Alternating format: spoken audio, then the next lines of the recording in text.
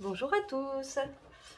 Aujourd'hui, on se retrouve pour faire le bilan du mois de janvier et pour préparer le budget du mois de février. En effet, on est le 29 janvier 2022 et du coup, on va pouvoir ensemble regarder comment s'est passé mon mois de janvier. C'était le premier mois pour moi où j'appliquais la méthode des enveloppes. Et franchement, je suis plutôt très contente de ce qui s'est passé pour moi. Donc du coup, on va regarder tout ça. Alors déjà, on va regarder ce qui reste dans mes enveloppes, ce qui s'est passé. Alors, l'enveloppe des courses. Je suis retournée faire quelques courses à Leclerc. Parce qu'il y a des articles que je n'achète que là-bas. J'ai certaines marques auxquelles je suis attachée à Leclerc. Et donc du coup, il doit me rester 10,97 € dans cette enveloppe. J'ai plus rien dans l'enveloppe, vous le voyez, parce que au fur et à mesure du temps, j'ai retiré les pièces. Et j'ai pas pensé à l'écrire sur mon planeur. Donc du coup, ces 10,97 € là correspondent aux pièces que j'enlève chaque mois, vous savez, que je place dans mes petits bocaux. Donc voilà, l'enveloppe là est vide. Je vais retirer le tracker, comme ça je vais pouvoir l'effacer pour le mois prochain. Dans l'enveloppe tabac, eh ben, il ne s'est rien passé de plus. J'ai acheté du liquide uniquement, du liquide pour la vapoteuse uniquement le 7 janvier. Donc il me reste toujours 140 € ici. Donc 1, 2, 3, 4, 5, 6, 7, 8, 9, 10, 11, 12 et 14. Du coup, ça c'est cool. Dans l'essence, alors finalement j'avais mis que 50 € d'essence, mais si vous vous souvenez, j'avais pas prévu assez sur mon budget course, du coup j'avais pris les 100 € qui me restaient d'essence pour injecter dans les courses, donc l'essence est vide. Dans le divers, je suis allée à la poste et à la boulangerie. Et du coup, il doit me rester 46,10 € sur les 150 €. Et donc, il y a 40 €. Les 6,10 € restants correspondent eux aussi aux pièces que j'ai retirées pendant le mois et que j'ai pas notées sur mon tracker. Hop, donc ce qu'on va faire, attendez, on verra après ça. On va déjà retirer les petites pièces qui me restent ici. Hop, il reste, j'ai pas beaucoup de pièces ce mois-ci, cette semaine. Il y a 1 € et 1 centime. Donc je rajoute sur mon défi des pièces. Et du coup, en cette fin de janvier, je suis à 103,43 € juste en mettant toutes les pièces de côté. Franchement, je trouve ça hallucinant. 103 € et je les ai pas vus passer quoi. Donc franchement, si je peux vous conseiller un défi, c'est bien celui-là. Je le trouve hyper facile à faire. Ensuite, du coup, tant qu'on est dans les défis, on va regarder le défi des 5 €. Donc vous avez vu que cette semaine, j'ai pas de billet de 5, donc j'en ai pas rajouté. Et du coup, ce mois-ci, j'en ai placé 5. Et donc j'ai 25 €. 1, 2, 3, 4, 5. Ce qui fait donc que en tout, avec mes défis, j'ai réussi à mettre de côté 128 € en un mois. Je trouve ça hallucinant. C'est... Voilà, et en plus, je vous dis, c'est facile, on ne le voit pas passer, quoi. Je trouve ça génial. Ensuite, au niveau de mes revenus exceptionnels, mes revenus complémentaires, donc ça, c'est par rapport à mon VDI. C'est mon petit travail que je fais à côté l'hiver. Du coup, ce mois-ci, j'ai 572,08 €. Je les ai pas utilisés, enfin j'en ai utilisé une petite partie. Et du coup, ces 575 € là, ils vont être additionnés à mes revenus pour février. Voilà. Donc ce qu'on va faire, c'est que l'argent qui me reste de mes enveloppes, je vais les placer dans mes enveloppes épargne. Et donc j'ai décidé de diviser en deux. Si je vous dis pas de bêtises, il y a 180 €, 160 €. Et donc du coup, je vais mettre 80 et 80 dans chacune des enveloppes.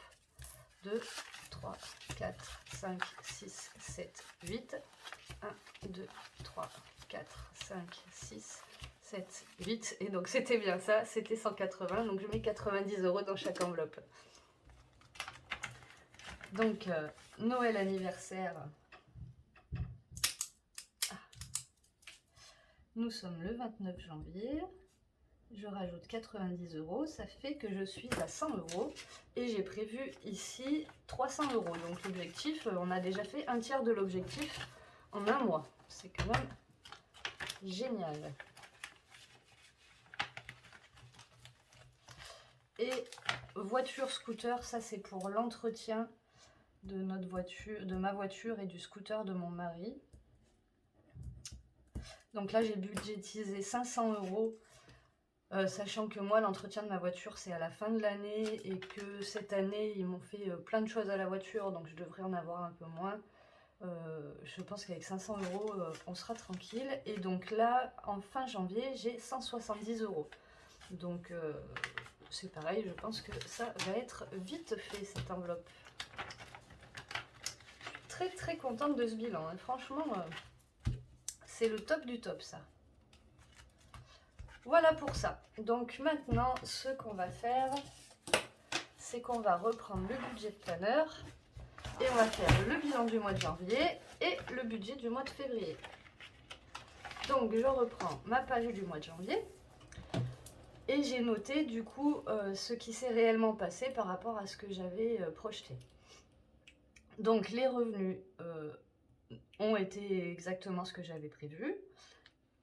Ensuite, dans les sorties automatiques, les frais de compte ont un peu augmenté. C'était prévu 7,72 € et finalement c'était 7,88 €. Me demandez pas pourquoi, je sais pas. Orange, finalement j'ai un arriéré chez eux. En fait, ils me doivent de l'argent par rapport à une offre de remboursement quand j'ai souscrit chez eux. Donc du coup, ce mois-ci, ma facture s'est élevée à 0 € au lieu de 85,62 €. Donc ça, c'est cool. Et mon assurance habitation, donc c'était bien le bon prix. Voilà, donc ce qui fait que j'avais prévu 876,25 € et que finalement j'ai payé 876,41 €. Ça va, on n'était pas trop mal. Dans mes dépenses variables, j'avais rien prévu et j'avais oublié finalement que en fait j'ai un abonnement au télépéage et je ne paye uniquement quand je passe au télépéage. Et du coup j'avais oublié que le mois dernier j'avais pris l'autoroute. Donc du coup j'ai reçu ma facture le 17 janvier et c'était 16,60 €. Voilà. Ben ça, les provisions n'ont pas changé. Mes enveloppes, ce qui a changé pour les enveloppes. L'essence, j'avais prévu 150 €. Finalement, j'ai utilisé 50. Les courses, j'avais prévu 200 et finalement, j'ai utilisé presque 300. Le tabac, j'avais prévu 200 et finalement, j'ai utilisé 60. Et en divers, j'avais prévu 150 et finalement, j'ai utilisé 100. Ce qui fait que j'avais prévu un montant global de 700 € et que j'ai utilisé 510 €. Donc ça, c'est plutôt cool. Et du coup, quand je refais le global de mes entrées et mes sorties, j'ai 173,24 € qui restent sur mon compte et qui vont donc partir en épargne. Donc ça, donc ces 173 € là, plus les sous des défis de tout à l'heure et les 190 € qui me restaient en billets, j'ai fait des économies incroyables ce mois-ci. Du coup, je suis extrêmement satisfaite de ce qui s'est passé pour moi. Je pense que c'est vraiment la méthode pour mettre de l'argent de côté et faire des économies. Je trouve franchement le système génial. Si des fois vous avez envie d'essayer et que vous ne savez pas comment faire, je vous invite à regarder la première vidéo de la chaîne. Je vous la mettrai en lien si vous voulez dans la barre d'infos, où je vous présente la méthode, comment faire, comment commencer. Et surtout, si vous avez des questions, n'hésitez pas à laisser un petit commentaire. Je vous mettrai également le lien vers ma page Facebook si vous avez envie de venir faire un tour et de poser des questions. Surtout, n'hésitez pas, on est là, on vous répondra. Donc ça, c'était le suivi de mes dépenses. J'avoue, j'ai pas été très assidue. Je me suis arrêtée au 17 janvier, donc il va falloir que je finisse ce petit suivi. Voilà. Et le bilan mensuel, ça c'est pour se rendre compte en termes de pourcentage ce que représente chacune de vos dépenses. Donc ce mois-ci, mon épargne représente 23% de mon salaire. Mes dépenses fixes représentent 48%. Mes dépenses variables 1% et mes enveloppes 28%. Donc c'est pas trop mal. J'aimerais réussir quand même à augmenter un petit peu mon pourcentage d'épargne. Mais bon, déjà 20% d'épargne, je trouve ça très très bien. Voilà, donc pour le mois de janvier, et du coup, on va passer à la prévision du mois de février. J'ai eu un trou. Alors, ça c'est des prévisions parce que du coup, Pôle emploi, enfin moi je touche l'ASS de Pôle emploi et du coup je connais pas le montant exact encore. Donc ce que j'ai fait, c'est que j'ai repris le même montant que le mois dernier, mais ça devrait être un tout petit peu plus. Ah non, un tout petit peu moins parce que au mois de janvier, il y a un jour de moins qu'au mois de décembre, si je ne m'abuse. Donc ça risque d'être un tout petit peu moins, mais bon, à quelque chose près, on ne devrait pas être trop loin. Du coup, je devrais avoir 524,21 € de Pôle emploi. Mon mari, en début de mois, me fait un virement de 700 € parce que c'est sur mon compte à moi que toutes nos dépenses fixes sortent en fait. Donc du coup, en début de mois, mon mari me fait un virement et puis on s'arrange comme ça tous les deux. Voilà. J'ai marqué mes revenus exceptionnels du mois de janvier, donc 575,08 €. Ce qui fait que ce mois-ci, mon budget est de 1799,29 €. Alors, dans mes sorties automatiques, j'ai mon loyer, 680 €. Mes frais de compte, du coup, j'ai remis ceux du mois de janvier, 7,88 €. On va voir. Je pense que ça a dû augmenter en début d'année et que j'ai pas vu l'info passer. La DIAC, c'est parce que c'est ma voiture en fait. J'ai ma voiture qui est en leasing. Donc, c'est le service de crédit leasing en fait. Donc, 170,29 €. Orange, c'est ma facture internet qui est de 85,62 €. Je l'ai mise, je ne sais pas si elle sera réduite complètement à zéro ou s'il va m'en rester un peu. Ce que je suis sûre, c'est que ce ne sera pas la totalité. J'ai préféré faire comme s'il sortirait la totalité de la facture. Je préfère faire comme ça et avoir une bonne surprise à la fin du mois plutôt que l'inverse. Et ensuite, la MAPA, c'est mon assurance habitation, donc 18,24 €. Ce qui fait des dépenses fixes de 962,03 €. Donc il me reste 837,26 €. Dans les dépenses variables, j'espère que j'ai pensé à tout. A priori, je n'ai que ça et j'ai rendez-vous chez l'ostéopathe mardi. Donc mon ostéopathe me prend 40 €. Je l'ai mis ici en sachant que normalement ma mutuelle va me rembourser. Mais de toute façon, ça va quand même sortir de mon compte. Donc à un moment, il faudra bien le faire sortir. Voilà. Donc à l'issue de ça, il me reste 797,26 €. Ce que je fais, c'est que je ne remplis pas tout de suite les provisions. Je passe d'abord aux enveloppes. Donc je me suis appuyée sur ce qui s'est passé au mois de janvier. Du coup, j'ai mis 50 € pour l'essence, 300 € pour les courses, 150 € pour le tabac, au cas où j'ai besoin de m'acheter des cigarettes en plus du liquide, on verra. Et j'ai mis 100 € dans divers qui couvrent la pharmacie, qui couvrent la poste, qui couvrent si je vais faire un tour, je sais pas, je vous dis une bêtise, mais à Action, je sais que je vais aller à Cultura parce que j'ai eu un bon d'achat à Noël et que du coup peut-être le bon d'achat ne sera pas suffisant, je rajouterai un peu, enfin du coup voilà, tout ce qui englobe divers et tout ça. Donc ça me fait un total pour mes enveloppes de 600 €. Et du coup je reviens sur mes provisions.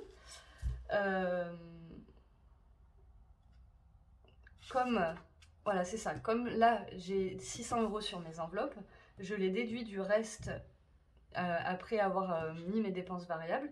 Donc il me reste 197,26 € que j'ai décidé de répartir comme ça. Provision 185 et fonds d'urgence 12,26. Provision, c'est le montant que je vais essayer de ne pas bouger jusqu'à la fin de l'année parce que c'est le montant qui va me permettre d'assurer toutes les dépenses que j'ai provisionnées, vous vous souvenez, au tout début, et qui se trouve, je vais vous remontrer si vous voulez. Voilà, c'est ce qui me permet de budgétiser toutes les petites choses qui se passent tout au long de l'année, donc les vacances, les anniversaires, les baptêmes, les rappels de factures. Je sais que je vais avoir un gros rappel pour EDF, les impôts, la révision de la voiture, etc. Donc ça, les 185 €, je ne les touche pas. Et du coup, et ben le reste, je le place tout simplement dans un plan... enfin, je le place sur mon livret d'épargne en fonds d'urgence. Le but étant d'avoir au moins un salaire entier d'avance pour pallier si un jour, ben, je sais pas, ma voiture tombe en panne ou ma machine à laver ou que j'ai une grosse dépense comme ça imprévue, que je sois pas en panique et que je puisse me dire, ben, c'est pas grave, la machine est en panne, je peux aller au magasin m'acheter une nouvelle machine à laver par exemple. Voilà, donc eh ben, je vais aller chercher l'argent que j'ai retiré parce que j'ai oublié de le prendre avec moi et on va remplir ensemble les enveloppes du mois de février. A tout de suite. Voilà, donc je suis allée chercher mes petits sous que j'avais retirés et du coup j'en ai profité aussi pour effacer mes trackers. Donc on va faire ensemble le remplissage des enveloppes. Du coup, les courses, j'ai dit 300 €. 2, 4, 6, 8, 10, 12, 14, 16, 18, 20, 21, 22, 23, 24, 25, 26, 27, 28, 29, 30. Je sais qu'il y a des personnes qui font leurs enveloppes à la semaine. Moi, j'aime pas faire ça parce qu'en fait, ben, autant il y a... En début de mois, je vais faire des grosses courses. Et après, les semaines suivantes, il y a des semaines où peut-être je vais dépenser 20 €, des semaines où je vais dépenser plus. Du coup, pour moi, c'est plus facile d'avoir mon enveloppe globale et de dépenser au fur et à mesure, en fait. Pour moi, en tout cas, c'est trop compliqué de le faire à la semaine, de me dire j'ai 70 € par semaine. Je sais pas faire comme ça. Donc, je préfère avoir mes enveloppes complètes. Je trouve ça beaucoup plus simple, voilà. Donc le tabac, j'ai mis 150 €. Donc 20, 40, 60, 80, 100, 110, 120, 130, 140 et 150.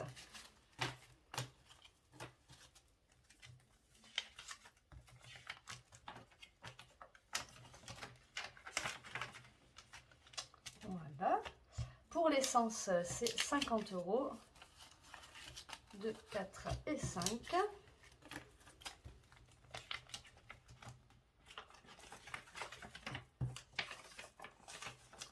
Et donc en divers, il doit rester 100 €. 10, 20, 30, 40, 50, 60, 70, 80 et 100 €. Voilà, c'est parfait. Donc ben pour moi c'est terminé pour aujourd'hui. Ben voilà, je voulais juste vous dire que je suis très satisfaite de cette méthode, que je pense que je vais l'appliquer très longtemps. Ça m'a vraiment permis de faire des économies, ça me permet d'envisager aussi l'avenir avec peut-être un petit peu d'épargne et du coup des projets, et ça c'est cool. J'espère que pour vous aussi ça a été, que bah, si vous vous lancez, ces vidéos pourront vous aider. N'hésitez pas à me laisser un petit commentaire, à me dire comment ça se passe pour vous et à me poser toutes vos questions si vous en avez. J'essaierai tant bien que mal, pardon, d'y répondre autant que je peux, le mieux que je peux. Et voilà, bah, n'hésitez surtout pas, abonnez-vous à la chaîne, laissez des petits likes. Et puis ben, j'espère que vous allez bien.